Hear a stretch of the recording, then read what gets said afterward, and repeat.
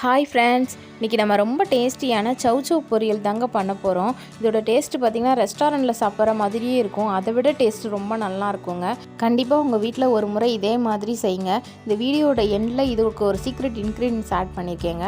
அதுதாங்க இந்த பொரியலுக்கு ஒரு நல்ல டேஸ்ட்டு கொடுக்கும். அதனால் வீடியோவை ஸ்கிப் பண்ணாமல் எண்டு வரைக்கும் பாருங்கள். சௌசௌ பிடிக்காதவங்க கூட சாப்பிடுவாங்க.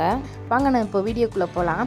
அதுக்கு முன்னாடி இது வரைக்கும் நீங்கள் என்னோடய சேனலை சப்ஸ்கிரைப் பண்ணலைன்னா சப்ஸ்கிரைப் பண்ணிவிட்டு பக்கத்தில் இருக்க பெல் ஐக்கானையும் கிளிக் பண்ணிக்கோங்க. வீடியோ பிடிச்சிருந்தா ஒரு லைக் பண்ணுங்கள். வாங்க நம்ம இப்போ வீடியோக்குள்ளே போகலாம். நான் ஒரு கடாய் வச்சுருக்கேங்க. அதில் கொஞ்சம் கடலெண்ணெய் சேர்த்துக்கிறேன். நீங்கள் என்ன குக்கிங் ஆயில் வேணாலும் நீங்கள் யூஸ் பண்ணிக்கோங்க. எண்ணெய் காஞ்சதுக்கப்புறம் கொஞ்சம் கடுகு சேர்த்துக்கிறேன். நல்லா 1 டீஸ்பூன் அளவுக்கு உளுந்து பருப்பு சேர்த்துக்கோங்க. அது நல்லா இருக்குங்க இந்த பொரியலுக்கு. அது அப்படியே வாயில் கடிபடும் போது ரொம்ப டேஸ்ட்டாக இருக்குங்க. அதே 1 டீஸ்பூன் அளவுக்கு கடலைப்பருப்பு சேர்த்துக்கோங்க. இது ரெண்டுமே கொஞ்சம் பொன்னிறமாக வர்ற அளவுக்கு வதங்கட்டுங்க. அடுப்பை மீடியம் ஃப்ளேமில் வச்சுக்கோங்க, இல்லைன்னா கருகிடும். இப்போ இதில் நம்ம 2 காஞ்ச மிளகா சேர்த்துக்கலாம். அதை 2ஆக உடச்சி சேர்த்துக்கலாம். இப்போ நமக்கு நல்ல பொன்னிறமாக வந்துருச்சு பாருங்கள். இப்போ நம்ம இதில் கருவேப்பிலை சேர்த்துக்கலாம். அப்படியே வெங்காயத்தையும் சேர்த்துக்கலாம். கட் பண்ணி வச்சுருக்கேன். ஒரு பெரிய வெங்காயத்தை முழுசாக கட் பண்ணி எடுத்து வச்சுருக்கேங்க. சின்ன சின்னதாக அதை நம்ம இதில் சேர்த்துக்கலாம். சின்ன வெங்காயம் கூட நீங்கள் சேர்த்துக்கலாம். கொஞ்சம் வெங்காயம் ஜாஸ்தியாக சேர்த்துக்கோங்க, டேஸ்ட்டு ரொம்ப நல்லாயிருக்கும். கருவேப்பிலை இன்னும் கொஞ்சம் சேர்த்துக்கலாம். இந்த வெங்காயம் நல்லா கண்ணாடி பதம் வர அளவுக்கு நல்லா வதக்கி விடுங்க. வீடியோ ஸ்கிப் பண்ணாமல் பாருங்கள், அப்போ தான் உங்களுக்கு ஸ்டெப் பை ஸ்டெப் புரியும். இப்போ நமக்கு நல்ல வெங்காயம் கண்ணாடி பதம் வரைக்கும் வந்துருச்சுங்க. இப்போ நம்ம கட் பண்ணி வச்சுருக்க சௌசௌ போட்டுக்கலாங்க. நான் 1/2 கிலோ சௌசௌ எடுத்து வச்சுருக்கேங்க. அதை நல்லா தோலை சீவிட்டு கட் பண்ணி எடுத்து வச்சுருக்கேங்க. இந்த மாதிரி அது நடுவில் கொட்டை இருக்குங்க, அதையும் நீங்கள் எடுத்துங்க. அதை 2ஆக கட் பண்ணிங்கன்னா நடுவில் கொட்டை இருக்கும், அதை நீங்கள் எடுத்துருங்க. இதில் நம்ம கொஞ்சம் கூட தண்ணி சேர்க்க போகிறது இல்லைங்க. இது அப்படியே நல்லா கலந்து விடுங்க. சௌசௌவிலே கொஞ்சம் தண்ணி வரும், அதனால் நம்ம தண்ணி சேர்க்க தேவையில்லை. அந்த எண்ணெய், அந்த வெங்காயம் இதெல்லாம் நல்லா ஒன்றா கலக்கிற மாதிரி நல்லா கலந்து விடுங்க. இப்போ நம்ம மூடி ஒரு 10 மினிட்ஸ் மீடியம் ஃப்ளேமில் வச்சுக்கலாம். அடிக்கடி எடுத்து நல்லா கலந்து கொடுங்க.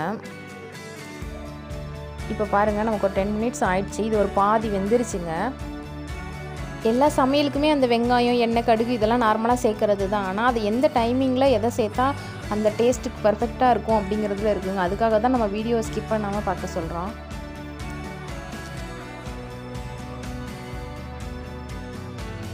இப்போ நமக்கு பாதி வெந்துருச்சு. நம்ம இதில் கொஞ்சமாக உப்பு சேர்த்துக்கலாம். பாதி வெந்ததுக்கு அப்புறமே நீங்கள் உப்பு சேருங்க. நான் 1 டீஸ்பூன் அளவுக்கு உப்பு சேர்த்துருக்கேன். தூள் உப்பு தாங்க நான் சேர்த்துருக்கேன். இது இப்போ நல்லா அந்த உப்பெல்லாம் அந்த பொரியலில் படுற மாதிரி நல்லா கலந்து கொடுங்க.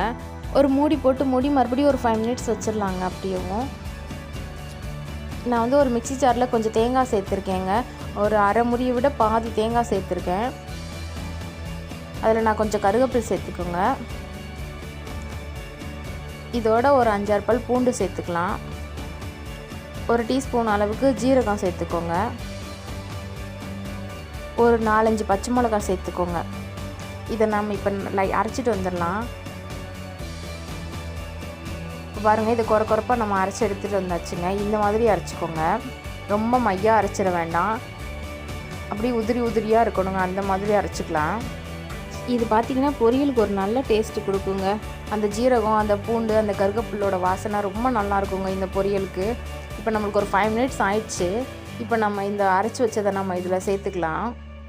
இதை நம்ம நல்லா கலந்துட்டு அதுக்கப்புறமே நம்ம சேர்த்துக்கலாம். இப்போ நல்லா நம்மளுக்கு வெந்துருச்சு பாருங்கள். நல்லா அமுக்குது பாருங்கள். அப்படி நம்ம அமுக்குனாலே 2ஆக உடஞ்சிருது. அந்த மாதிரி வெந்துருச்சு பாருங்கள். இப்போ நம்ம அரைச்சி வச்சுருக்கோம் பார்த்தீங்களா, அதை இதில் நம்ம சேர்த்துக்கலாம். நல்லா கலந்து கொடுங்க. அடுப்பை ஒரு சிம் பண்ணிடுங்க. ஒரு 1 மினிட் மட்டும் அடுப்பை சிம்மில் வச்சு நல்லா கலந்துட்டு உடனே அடுப்பை அமர்த்திடுங்க. ரொம்ப நேரம் நம்ம தேங்காய் சேர்த்ததுக்கப்புறம் ரொம்ப நேரம் வைக்க வேண்டாம். ஒரே 1 நிமிஷம் மட்டும் அடுப்பு ஃபுல்லாக சிம்மில் வச்சு நல்லா எல்லாம் கலந்ததுக்கப்புறமே நீங்கள் அடுப்பை ஆஃப் பண்ணிவிடுங்க.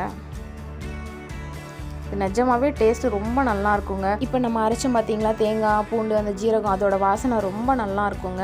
சாப்பிட்றதுக்குமே ரொம்ப டேஸ்ட்டாக இருக்கும். இது எல்லாத்தோடையுமே நல்ல காம்பினேஷன் பர்ஃபெக்டாக இருக்கும்.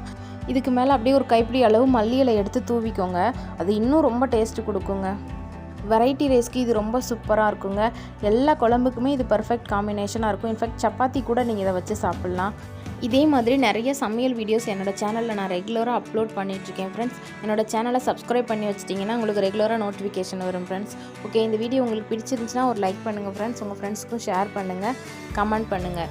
என்னோட சேனலை இது வரைக்கும் நீங்கள் சப்ஸ்கிரைப் பண்ணலைன்னா ப்ளீஸ் சப்ஸ்கிரைப் பண்ணிவிட்டு பக்கத்தில் இருக்க பெல் ஐக்கானையும் கிளிக் பண்ணிக்கோங்க. அது எனக்கு ரொம்ப யூஸ்ஃபுல்லாக இருக்கும். Thank you friends.